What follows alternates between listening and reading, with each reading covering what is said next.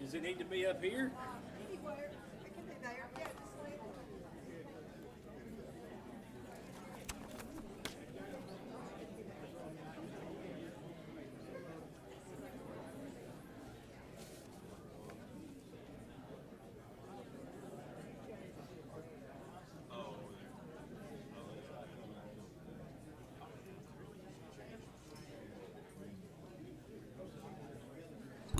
All right, I guess we'll get started. Good morning.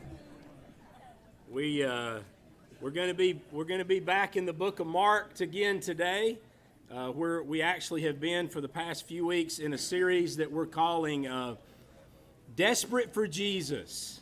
All right, we have talked about several stories and characters in the book of Mark so far, but just before we get started, I want to especially mention to this class because you guys are really, really good about serving and helping out. Don't forget the Wild Game Dinner is Saturday.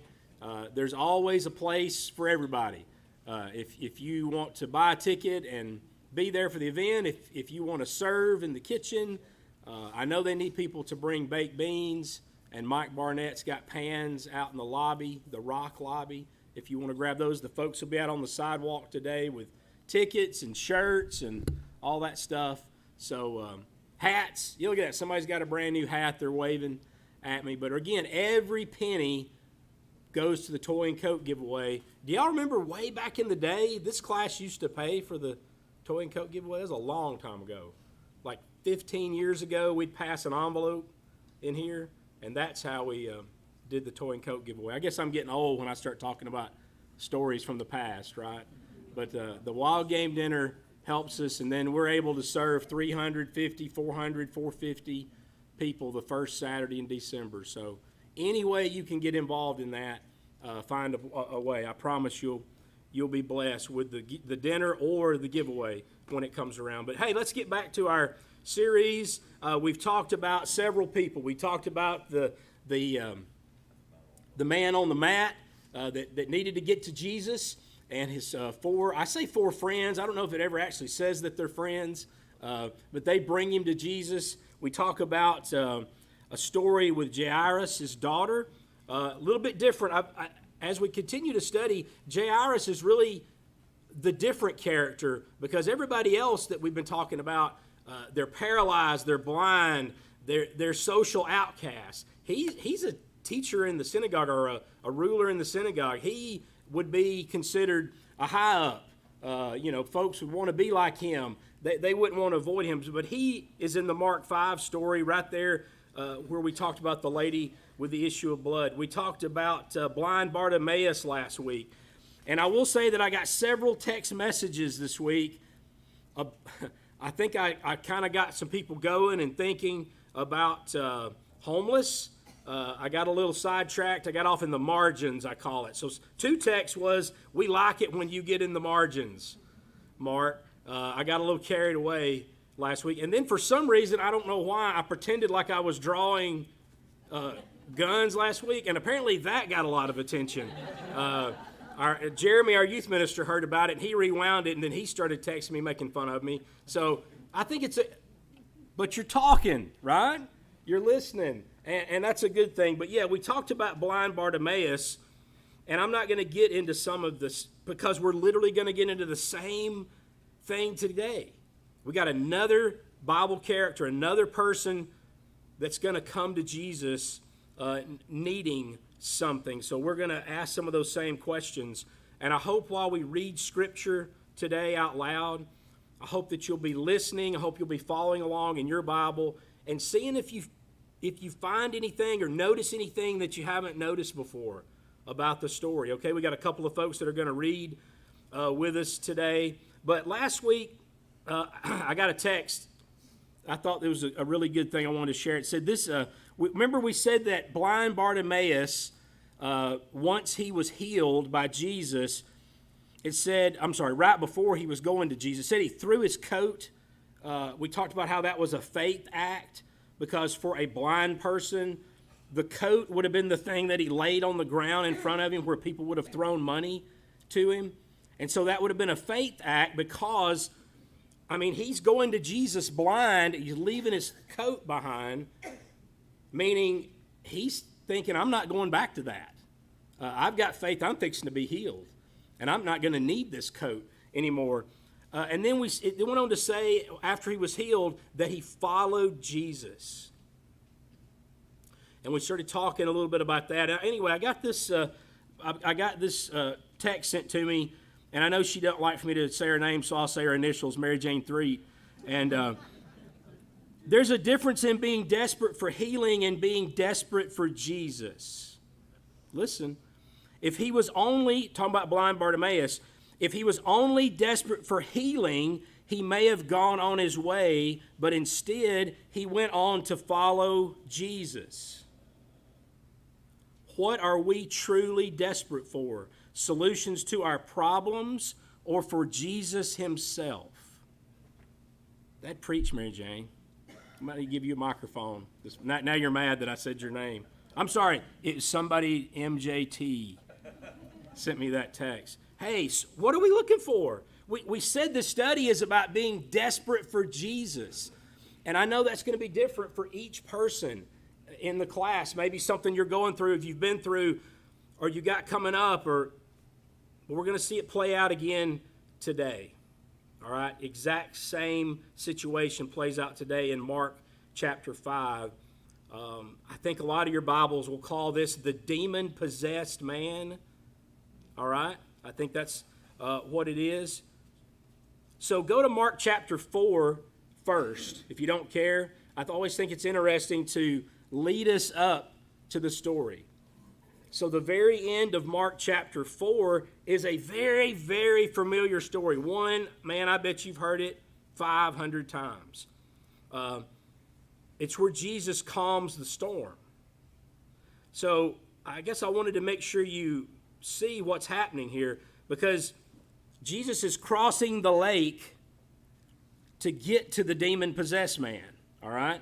Well, that's what's happening here. Look in Mark chapter 4, verse 35. As evening came, Jesus said to his disciples, let's cross to the other side of the lake. So they're heading toward our demon-possessed man.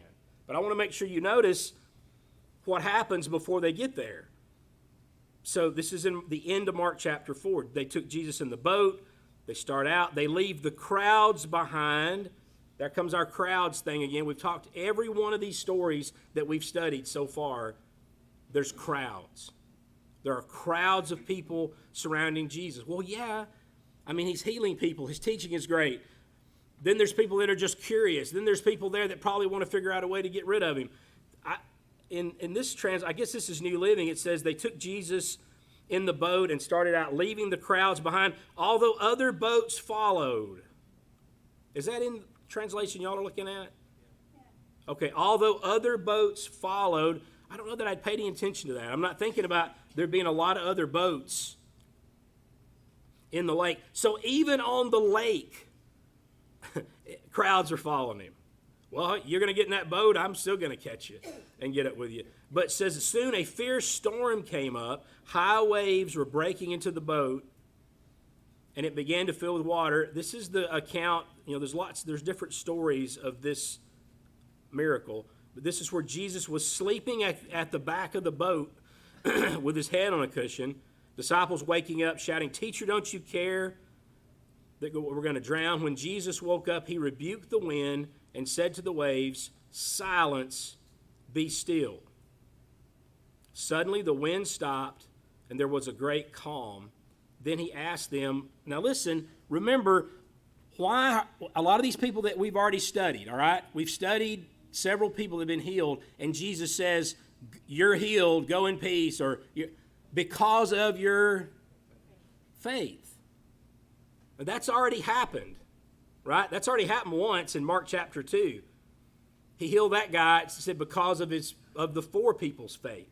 I guess it's interesting to me, now he's with his most intimate followers. The inner circle are in this boat with him.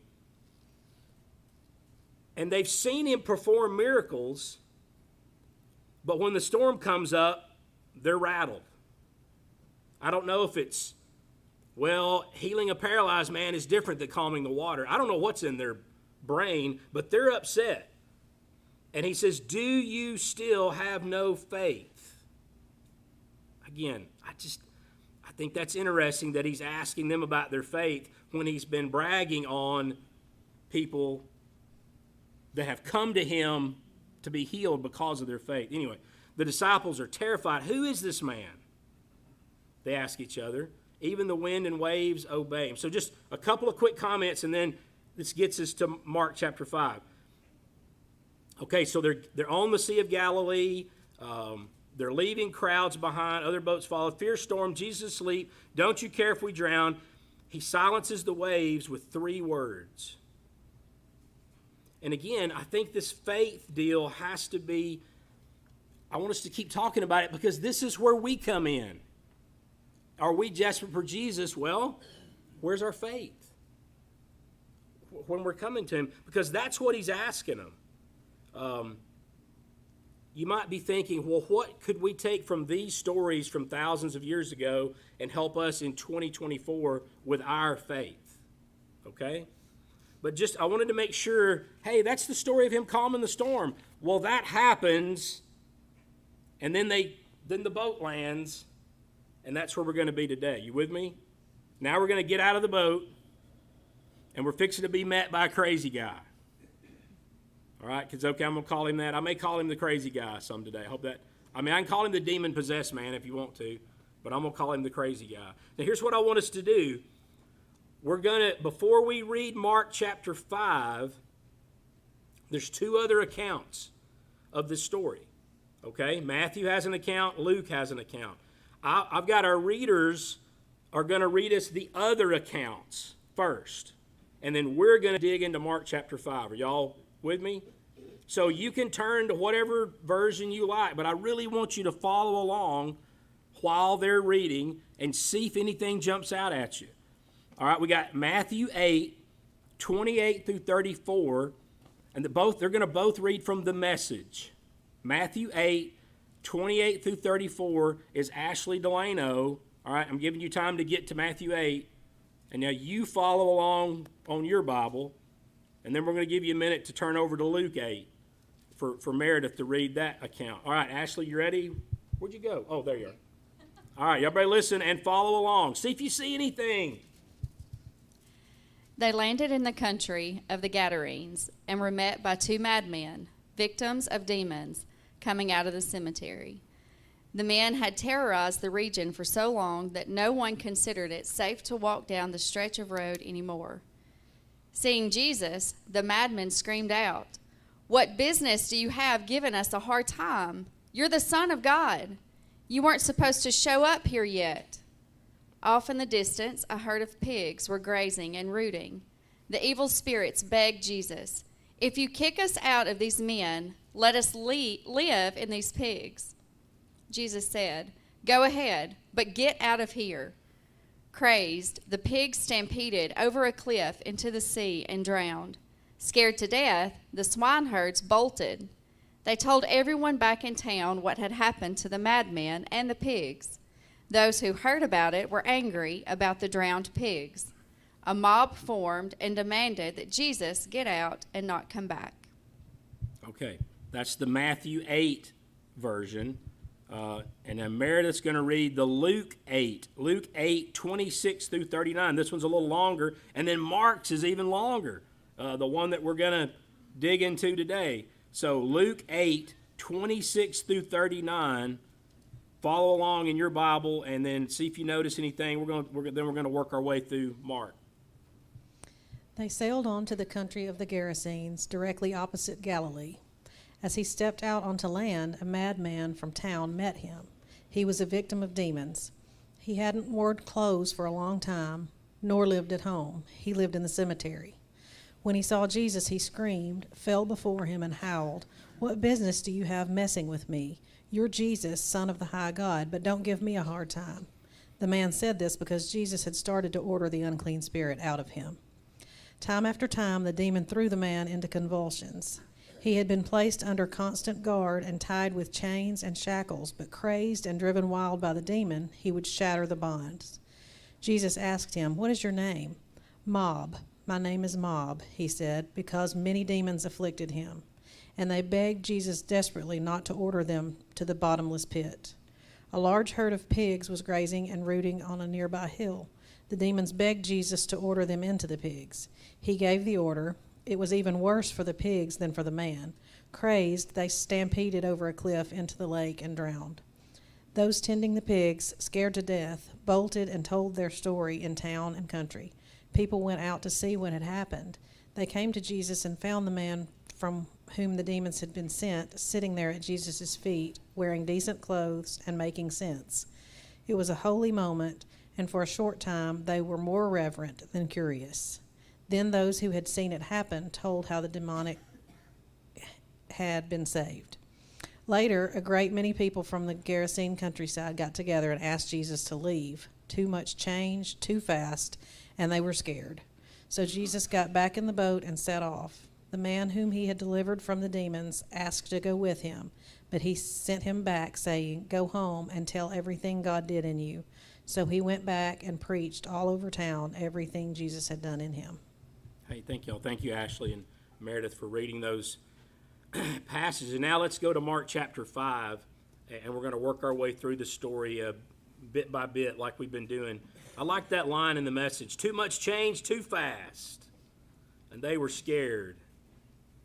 I mean, that doesn't have anything to do with churches. Just, I thought, oh, come on now. That's a little joke. Thank you, Julianne, for smiling. Guys, I know this story gets into some things about the man possessed with demons and the unseen world and things that I'll just go ahead and say out loud that I'm not qualified to probably even get in to teach. So if you got some questions about that, we may have to get together and do some studying further. But I guess I want us to focus more on the healing of the man today. Can we do that?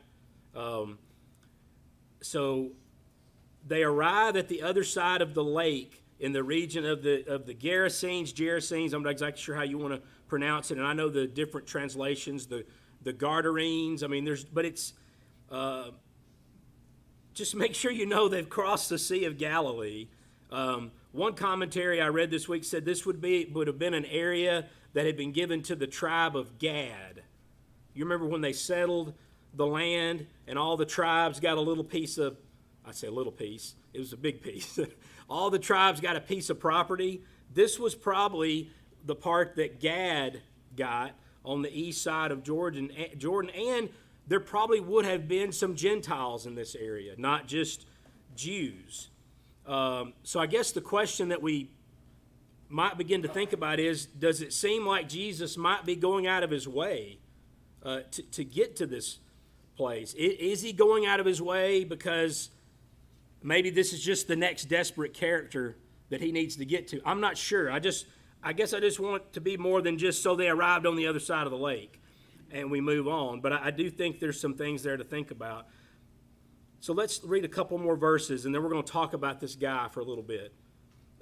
Jesus climbs out of the boat. I'm reading from the New Living Translation now. When Jesus climbed out of the boat, a man possessed by an evil spirit came from the tombs to meet him.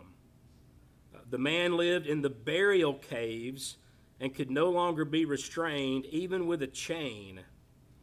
Whenever he was put in chains and shackles, as he often was, he snapped the chains from his wrist and smashed the shackles.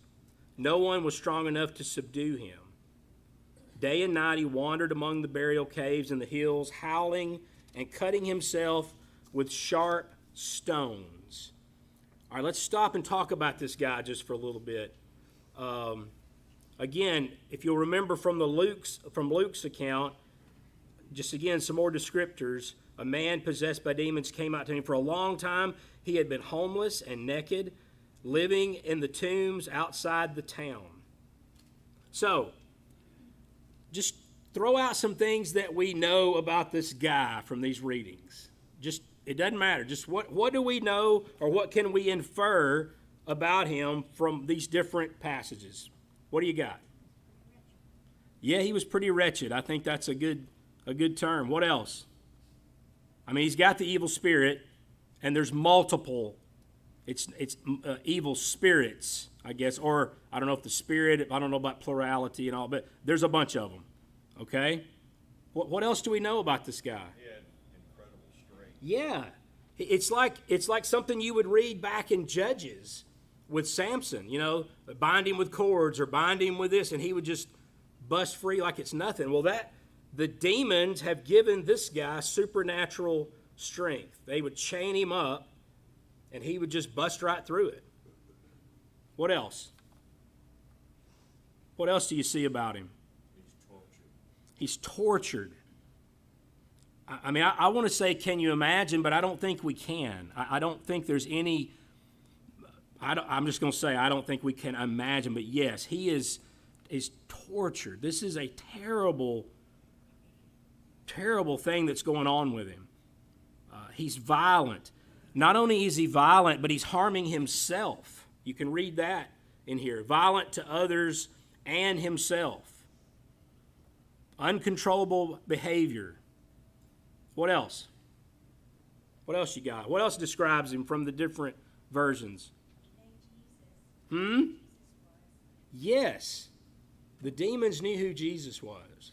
Yeah, that comes out in the story. Another great point. What else? He's completely alone. Yes, he's completely alone. He's living in the graveyard, in the cemetery, in the tombs. Whatever you want to say. He's homeless. He's naked, right? That says that. What else do we know about him? He was feared. Yes. Can we ask our question now that we've asked about all our other characters? How would this guy have been viewed by the people? What'd you say? I'm sorry, read it. Outcast. Yeah. He was an outcast. What else? Is that just good enough? Or don't go over by the cemetery. Right? They viewed him as dangerous. Yeah, dangerous. I mean, if they're putting chains on him, somebody's tried to go over there. A group of somebody's, probably. Maybe they try to hold him down and chain him up. I don't know, but it mentions that when they put in chains and shackles, as he often was. What else? What else did the people think about him? Under Jewish law, he had been unclean. Yeah. He's beyond help. Yeah, he's unclean. Leviticus, you go back and read all those crazy Old Testament things in Leviticus, very detailed, but he's in a graveyard around the dead bodies. He's unclean. Again, are y'all seeing a pattern with all these people that are desperate to get to Jesus? A lot of them have been labeled unclean by the old law. That seems to not matter to Jesus, though. Right? Ellis? I'm going to get into something by me saying that, right? I mean, would you go let's just say you're walking by the cemetery and you see this guy and you go, hey, man, you want to go to Culver's? Right? What's the flavor of the day? Would anybody do that?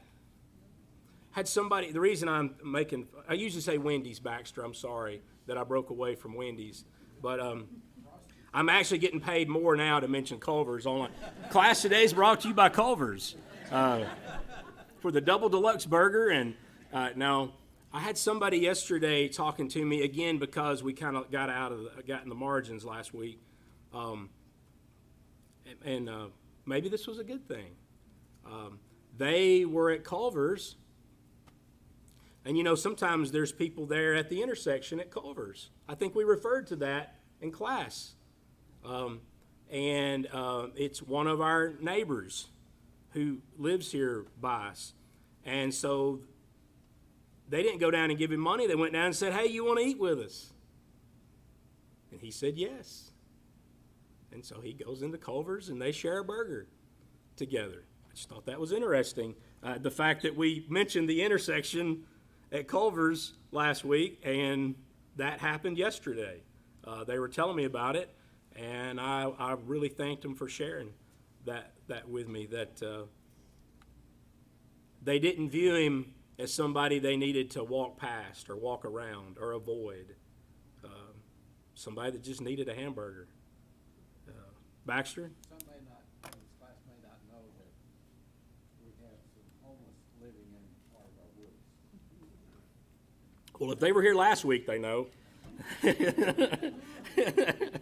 Because I said that's where Jesus would be. I still stand by that, by the way, statement. But anyway, I know that might be controversial, but Jesus was controversial. Hey, wait, that's good. That's a good thing. So here's the question. And I actually had it in the margins, but had time to type it today. And then I started writing in the margins again. Let's think about our guy. Our uncontrolled behavior, homeless, naked, living in the tombs, destructive, violent, harmed himself. And it says he sees Jesus from a distance, right? Isn't that what it says? And he's running to him. So here's the question I've got for you guys to help me. With the man on the mat, the lady with the issue of blood, blind Bartimaeus, crazy demon guy, do we believe we have responsibilities as Christ followers to serve the modern day version of that? Just throwing it out there. Nobody? Yes, no, maybe. You want to say yes, but then yes involves walking down to the intersection and saying, hey man, you want to come here and eat with us? See, then that becomes uncomfortable. But I feel like Jesus would have got him at least the flavor of the day, wouldn't he? A small, single serving. I wrote this. Or do we find excuses that we can live with of why we shouldn't? If we are really desperate for Jesus, wouldn't this become second nature for us? I listened to a podcast last week, and again, I don't think it's Pat Malone, if she was living, wouldn't say, Mark, you can't keep saying that's a coincidence. I listened to a podcast, a guy was interviewed named Hal Donaldson, and he founded and has run something called Convoy of Hope for the last 30 years. It sounds very similar to, those of you that might be familiar, to the Nashville Disaster Relief Organization. He trucks food and supplies all over the world. His is worldwide. It's huge. But in the interview, he talks about how it got started. He was a writer, written several books. He had, made money by his late 20s. He's already financially, what we would say, probably independent. He had been sent to India to write a book about some missionaries that were there. And at 29 years old, he has an appointment to meet with Mother Teresa to include some things from her in his book. And he says, he's well off, and he's being paid by the publishers or whatever to go over there. And so he said, there are 5-star hotels over there. We don't think about it, but there are, and that's where he's staying. The nicest place in town to stay, and that's where he's staying. He said, literally, I can look out my window, and it's poverty. That's all around. But he's there to write a book. He's there to do his job. And in meeting with her, one of the very first things she asked him is, who have you served today? Can you imagine being 29 years old and thinking you've arrived, and you sit down with, he said she comes in barefooted and her feet are gnarled up from walking the streets, and that's all she is about. And he's writing this book he's just writing a book about how to be a missionary, how to serve, and in his brain it's just a book. And he said that changed him forever. He went back home, and listen to what he did. And you're thinking, Mark, where are you going with this? I guess because of our naked, homeless, tomb behavior guy. So Mr. Donaldson proceeds to go to 8 major cities in our country. He named them off. It was the New Yorks, the Chicagos, the Detroits, the Atlantas, Los Angeles. And in each city, he proceeds to live 3 days on the street. 3 days here, goes to 3 days, and he lives. I mean, he sleeps, he talks to criminals, prostitutes, the police that work the shift, the midnight to 8 a.m. or whatever. Like, he immerses himself into that culture. Are you with me? And that's what leads him to realizing how many people have needs, hungry, and that's caused him to found this company that now literally, I think he said, feeds 1 million children a day. And it all started 30 years ago with the question, have you served somebody today? Maybe that's our question. See, if we truly as Christ followers say that we're desperate for Jesus, I think we should have an answer to that question. Who have you served today? Right? Why does Jesus go to this place? Why does he cross the Sea of Galilee to get to this? He crosses, he does his thing, and he gets back in his boat and he leaves. There's not a whole lot that happens. Maybe he knows that he is this guy's only hope. Look at verse 6. When Jesus was still some distance away, the man saw him, as we refer to, ran to meet him, and bowed low before him. With a shriek he screamed, "Why are you interfering with me, Jesus, Son of the Most High God? In the name of God, I beg you, don't torture me." I think one of our translations says, don't send me. Like, basically they're begging, don't send me to where I know I'm going to spend eternity. The demons are going to get sent to torment, but for now they're just trying to exist on earth. For Jesus already said to the spirit, "Come out of the man, you evil spirit." So here's the thing I don't understand from this story, and I'm going to go ahead and say it, and y'all can help me. We've got 8 minutes. It says the man ran to meet him, so I guess I'm still thinking, maybe did he have just a little bit of control? Or maybe he had no control. I'm just trying to think, if I'm a demon, why am I running to Jesus? Oh, yeah. The demons still know who we are. And they acknowledge what their fate's going to be. They know ultimately what the fate is. Al, go ahead. This may be a stretch, but as I was reading this again and again, and thinking about your word, desperate, the demons were desperate. Ooh, the demons were desperate. Yeah. They didn't want to be sent away. They had a job to do from Satan. They were sent, and like you said, they knew what the outcome was going to be.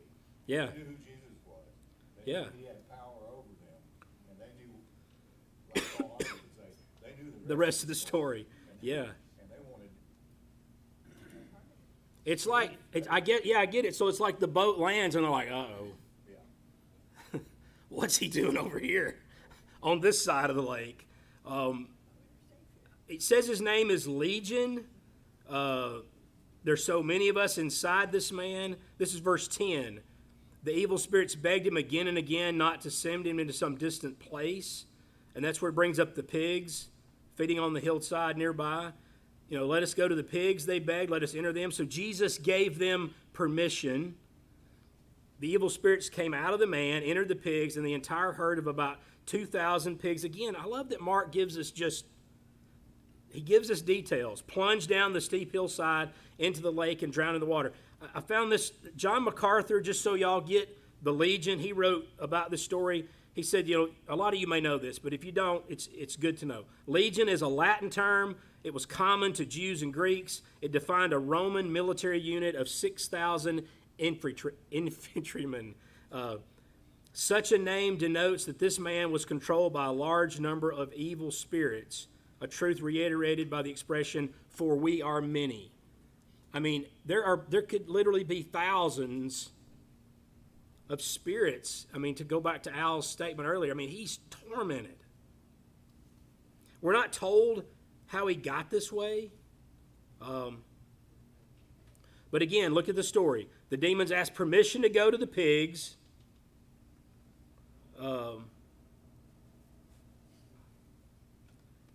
We do know 100%, like we said earlier, that Jesus has full authority over the demonic world.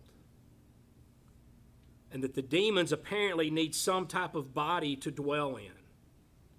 So they're like, if we're going to leave this guy, you know, Jesus, if we're going to leave, you're going to say, come out. We know we ain't got a choice. We got to come out. Will you at least let us go here? Now, here's where the story to me gets just a little interesting. Verse 14, not that it wasn't interesting that he cast out demons, but the herdsmen fled to the nearby town and surrounding countryside. So this is the guys that were keeping the pigs. Now they don't have a job. Spreading the news as they ran. People rushed to see what's happening. All right, here we go again. Look at verse 15. A crowd soon gathered around Jesus. That comes up a lot and a lot and a lot. And they saw the man who had been possessed by the legion of demons. He was sitting there fully clothed and perfectly sane, and they were afraid. Remember where we heard that back earlier in chapter 4?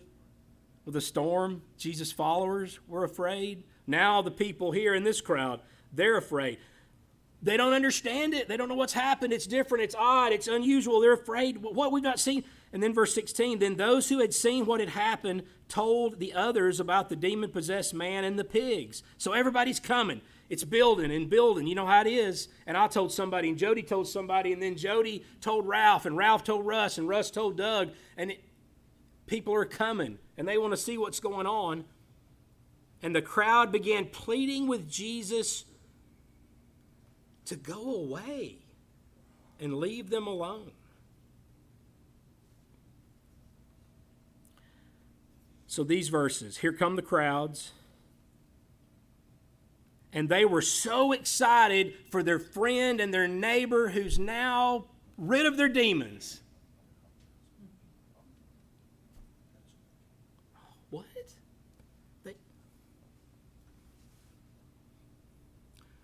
I read another commentary this week, and I had to share this with you. It said, sometimes we get afraid of having or allowing Jesus to have full control of a situation because we don't know what will happen. Things can change, and we don't always like it. Talking about this story, sometimes we get afraid. Even though the crazy, naked madman by the cemetery, they'd grown used to it, right? That was the norm. They walked on the other side of the street, or they avoided that part of town. Things can change, and we don't know. Now, they seem to be upset about their pigs, right? I'm sure that was money for somebody.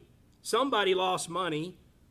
And then another thing I read this week pointed out that if any of these folks were Jews or partly Jewish, y'all want to go and finish the sentence? They weren't supposed to be in the pig business in the first place, right? So maybe Jesus was doing something else there by sending the 2,000 pigs down to the bottom of the hill. Sean McDowell, he wrote this, while the death of the pigs is clearly an economic loss for the owner, Jesus is illustrating the infinite value of human life.